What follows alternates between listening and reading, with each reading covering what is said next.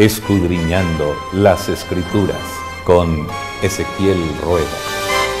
Escudriñad las Escrituras, porque a vosotros os parece que en ellas tenéis la vida eterna. Bienvenidos a su programa Escudriñando las Escrituras. Estamos creciendo espiritualmente sin duda por la instrucción bíblica que habla acerca de la unidad cristiana. Y el tema de esta semana es un tema muy interesante, su título lo dice todo, la prueba más convincente. Tenemos con nosotros al pastor Álvaro Díaz, él trabaja en la Universidad Adventista de Colombia. Pastor, bienvenido. Muchas gracias, pastor. Qué bueno estar aquí en este lindo programa. Pastor, ¿por qué la prueba más convincente? Después de mirar todo el contexto de la elección, ¿por qué el título? Hemos estado hablando de la unidad en el cristianismo, en la unidad en la iglesia, de la unidad como seguidores de Cristo. Y vamos a tener en este momento la verdad de que el amor nos une en Cristo Jesús y nos lleva a estar unidos como hermanos con una misma esperanza, compartiendo, ayudando, sirviendo, y esa se convierte en la prueba más convincente porque, bueno, está dicho en la palabra del Señor que si nosotros nos amamos los unos a los otros, esto será la prueba, el testimonio más contundente de que somos sus seguidores, si nos amamos los unos a los otros. Magnífico, pastor. Lo que usted ha dicho es importante porque tenemos que revelarnos al mundo. El mensaje ha hecho que seamos lo que seamos, pero debemos revelarle al mundo realmente el poder que tiene el Evangelio. Amén. Pastor, hablemos acerca de Bajo la Cruz de Jesús. ¿Por qué ese es su título y a dónde nos lleva? Al hablar de la unidad, vamos a recordar que es en la cruz de Cristo donde finalmente nosotros encontramos la salvación. Amén. En la sangre de Cristo Jesús nos limpia de todo pecado, y al compartir esa creencia y esa esperanza nos unimos bajo ese regalo divino de la gracia en Cristo Jesús con su muerte y su resurrección. Así que, pastor, es fundamental la muerte y resurrección de Jesús para entender mejor el tema de la unidad. Y es que se dice que la cruz es el gran nivelador de los seres humanos, ¿no? Sí. Todos somos iguales, pagaron el mismo precio. Cristo Jesús pagó por todos y no solamente por algunos. Así que allí, como usted dice, todos tenemos el mismo valor y la misma esperanza de ser hijos de Dios, donde Él nos congrega a todos con esa bendición de la salvación. Amén. Y pastor, menciona aquí el autor que esa unidad la llegamos a tener a través del bautismo, es decir, nos constituimos en una familia. Nos constituimos en una familia porque, claro, al creer en Cristo Jesús, Él determinó que a través del bautismo nosotros estamos dando ese testimonio público, esa fe de que le hemos aceptado a Él. Y al bautizarnos dejamos podríamos decir, nuestra herencia, dejamos nuestra vida a un lado, nuestro yo, y morimos para nacer de nuevo como nuevas criaturas en Cristo Jesús. Y ahora entonces todos somos nuevamente unidos en el amor de Cristo como esa nueva criatura, como hermanos, como seguidores de Cristo, para conformar un solo pueblo. Amén. Pastor, y aparece la frase de Caifás, tan interesante, sí. El análisis. Hablemos de ese punto también. Sí, vale la pena recordar lo que dice señor. La Santa Palabra en San Juan, el capítulo 11, y vamos a mirar aquí algunos apartes de la palabra del Señor. Quiero leer entonces primeramente San Juan en el capítulo 11, versículo 51. Esto no lo dijo por sí mismo, sino que como era el sumo sacerdote aquel año, profetizó que Jesús había de morir por la nación, y no solamente por la nación, sino también para congregar en uno a los hijos de Dios que estaban dispersos. Así, con aquellas palabras que el sacerdote exclamó, bueno, es preferible que un hombre muera por el pueblo y no que el pueblo muera por un hombre. Y con esa sentencia ya determinaron que debía morir Cristo Jesús. Él no se dio cuenta, no se percató de que en ese momento estaba cumpliendo la profecía de que Jesucristo iba a morir por el mundo, por el pueblo, por todos nosotros. Solo que en ese momento el sumo sacerdote estaba simplemente dictando su sentencia en el afán de quitar a Jesús del medio y llevarlo a la muerte. Pero sí, está allí él dentro de la profecía, dándonos a todos nosotros la seguridad ahora de que somos salvos y congregados como hijos de Dios, como dice la palabra, después de estar dispersos, después de estar sin esperanza, después de estar sin salvación. Y así entonces dice la palabra del Señor en el versículo 53, que desde aquel día acordaron matarlo, ¿no? Ajá. Qué bien, pastor, entender que como cuando Balaán quiso maldecir al pueblo, las palabras fueron las del Señor, ¿no? Aquí llegar a ser uno gracias a la muerte de Cristo. Pastor, tenemos un ministerio, el Ministerio de la Reconciliación. Y la lección nos habla, aquí el tema de la semana nos habla de que hay un triple ministerio que tenemos que realizar. Efectivamente, este es un ministerio maravilloso. Nosotros somos privilegiados porque somos embajadores de Cristo Jesús en la tierra, como sus seguidores. Y todos ustedes que nos están escuchando y viendo como creyente en Cristo Jesús, qué bueno levantar la cabeza y recordar, somos embajadores de Cristo Jesús para llevar un mensaje de reconciliación en un mundo que está en guerra, en discordia, en tantas cosas, en desunión. Nosotros tenemos el mensaje que une, el mensaje que trae esperanza, y lo tenemos, como ha dicho el pastor, en tres áreas, ¿no? Primero que todo, nosotros estamos llevando un mensaje que trae reconciliación a aquellas personas que por algún motivo se han alejado de la creencia. Y quizás podamos estar hablándole a alguien que se ha alejado de Cristo Jesús por algún motivo, pero recuerda, Jesús te ama. Amén. Y Él está invitándote para que vuelvas a su camino. Y este es una de las áreas del ministerio de la reconciliación, volver a traer a nuestros hermanos apartados, aquellos que alguna vez creyeron y se han alejado. El Espíritu Santo está hablándoles. La segunda fase o segunda parte de este ministerio es también el ministerio entre nosotros, el ministerio de la reconciliación entre nosotros mismos como iglesia. Porque, pastor, es fundamental para que el mundo crea también en la invitación que les hacemos a reconciliarse. Claro, porque ¿cómo vamos a dar testimonio? ¿Cómo nos van a creer? Tenemos que evidenciar esa unidad entre nosotros.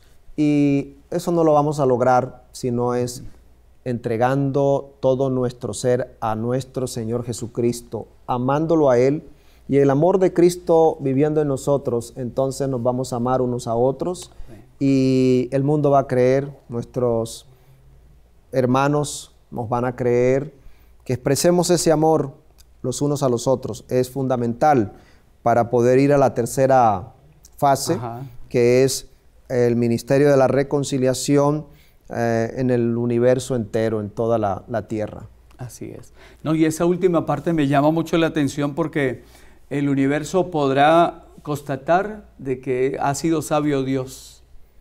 Y será un testimonio poderoso, ¿no? Muy poderoso, que ha valido la pena todo el sacrificio que Cristo Jesús ha hecho, el Dios el Padre y su Hijo Jesucristo, quienes nos están rescatando de este gran conflicto que vivimos. No olvidemos eso, pastor, que estamos en medio de un gran conflicto. Así y es. Que el enemigo, Satanás, lleva el ministerio de la guerra, ¿no? De la desunión, buscando siempre cómo dividirnos, cómo apartarnos de Cristo y de unos de los otros.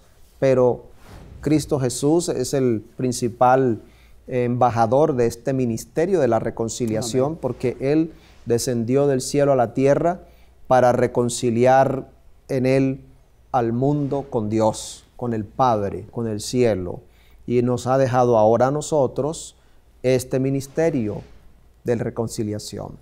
Pastor, y a propósito de esta última frase, nos ha dejado este ministerio de reconciliación.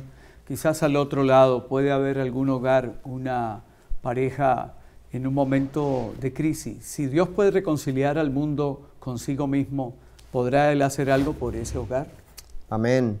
Qué bueno recordar eso, que en este momento podemos estar seguros de que el Señor puede hacerlo y que puedes elevar una oración con la seguridad de que el Señor Jesús puede obrar en tu corazón y en el corazón de aquella persona o de aquellos con los cuales tienes diferencias. En Cristo Jesús podemos ser uno. Amén. Pastor, y la unidad es práctica. Y me gusta cómo el apóstol Pablo en sus cartas habla de ese cristianismo práctico. Hablemos de esos aspectos que son fundamentales y que al vivirlos nos permiten estar en unidad. Sí, vamos a leer de la palabra en el libro de Efesios, en el capítulo 4, encontramos nosotros esta importante lección de la unidad del Espíritu. En Efesios capítulo 4, versículo 25 en adelante, encontramos lo siguiente: por eso, desechando la mentira, hablad verdad cada uno con su prójimo, porque somos miembros los unos de los otros. Así que debemos desechar la mentira, abrazar la verdad. Sigue diciendo: airaos, pero no pequéis. No se ponga el sol sobre vuestro enojo, ni deis lugar al diablo. El que robaba no robe más, sino trabaje haciendo con sus manos lo que es bueno, para que tenga que compartir con el que padece persecución. Y allí usted puede seguir leyendo hasta el capítulo 5, versículo 2, y vamos a encontrar una lista de aquellas cosas que debemos desechar, como la mentira, el enojo, la ira, la avaricia, entre otras cosas, el robo.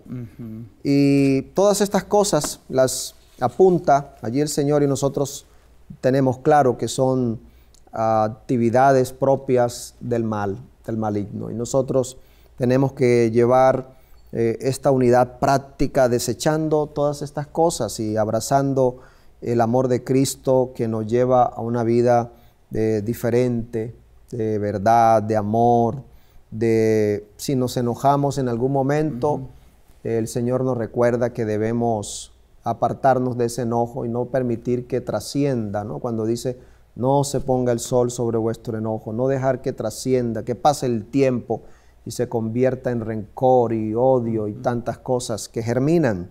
Pero si hacemos caso a la palabra del Señor, vamos a ver que vamos a poder ser diferentes, y estos sentimientos tan negativos, poderlos expulsar de nuestra vida con la presencia del Espíritu Santo en nosotros. Correcto. Pastor, y usted lo dijo, nuestro impacto sobre la gente puede ser favorable o desfavorable, ¿no? Por ejemplo, perder el control, el dominio propio, ser impacientes.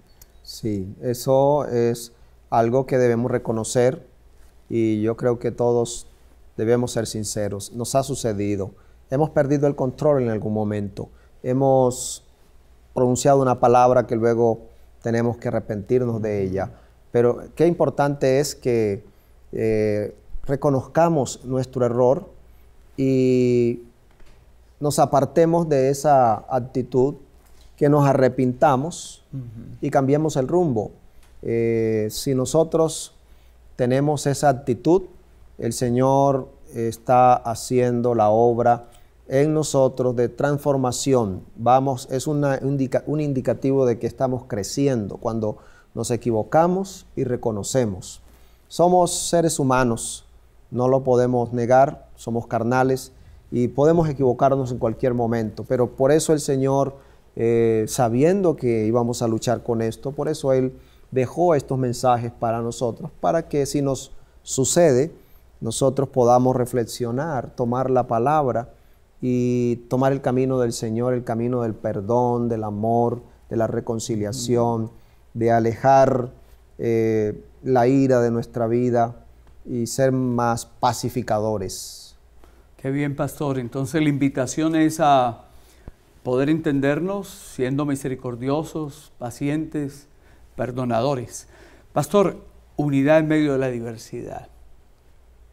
Un tema muy interesante que notamos al analizar en la lección el libro de Romanos, ver que en esa época de la era cristiana, en el primer siglo, y si nos ponemos a investigar en toda la Biblia, vamos a encontrar que la diversidad nos ha acompañado siempre, desde siempre, desde el principio, la diversidad, y que debemos ser conscientes de ella. El caso que presenta el libro de Romanos, es importante recordar ese contexto. Estamos hablando de Romanos capítulo 14. Así es. En Romanos capítulo 14, que vale la pena leerlo y recordar lo que aquí nos dice, ¿no? La palabra, porque son textos que se han dado para muchas discusiones. Sí, hay dos punticos ahí que la gente piensa que Sí. habla de eso y es bueno aclararlo. Sí, por ejemplo, en el versículo 3, Romanos 14, 3, que el que come de todo no menosprecie al que no come, y el que no come no juzgue al que come, porque Dios lo ha recibido. Sí, sí. Y el otro punto está acerca de los días, en el versículo 5. Uno hace diferencia entre día y día, mientras que otro juzga iguales todos los días. Cada uno esté plenamente convencido de lo que piensa. Entonces, y allí es más amplio todavía el capítulo, hablando de esa temática. Es importante recordar, mis queridos, que el contexto de este capítulo es aquella época cuando el emperador de turno expulsa a los judíos de Roma por ciertas dificultades que se estaban presentando, específicamente por estas creencias que siempre en ese tiempo estaban causando algunos disturbios. Toman la decisión de expulsar a los judíos. Prueba de ello está en Hechos capítulo 18, donde se presenta que Aquila y Priscila abandonaron Roma porque el emperador los había expulsado a todos los judíos. Pero pasados unos años, unos 6 años, los judíos vuelven a Roma, y allá anteriormente pues se quedaron los gentiles, quienes también conformaron la iglesia, habiendo recibido el mensaje de la gracia en Cristo Jesús a través de los predicadores como Pablo, Pedro y otros, que se iba, gracias a esa predicación, extendiendo. Hubieron pugnas allí porque los judíos siempre quisieron imponer sus creencias, sus costumbres, sus rituales. Entre ellos estaban los días de las fiestas judías, las fiestas como la Pascua, la fiesta del Pentecostés, los panes sin levadura, la fiesta de las trompetas, el día de la expiación. Todas estas fiestas tenían unos días especiales que eran declarados como días de reposo, días santos, días sábados, diferentes al sábado del mandamiento. Así que, mis queridos televidentes, no olvidemos que en Romanos 14, cuando está hablando de estos días y que no hay diferencia, que no hagan diferencia entre día y día, el apóstol está enviando un mensaje a la iglesia de Roma para que los judíos no impongan esas creencias, esos rituales a los gentiles, y ellos puedan entonces estar en unidad como iglesia. También cuando habla de la comida, el problema que siempre enfrentó el apóstol Pablo allí en Roma y también en los Corintios fue acerca de los alimentos ofrecidos a los ídolos y otros rituales y otras cosas que los judíos tenían, se aferraban a ello y lo imponían como algo, como un requisito para adorar a Dios y para salvación, no respetando pues la libertad de conciencia que tenían los gentiles que estaban llegando con sin estos prejuicios, sin estas creencias.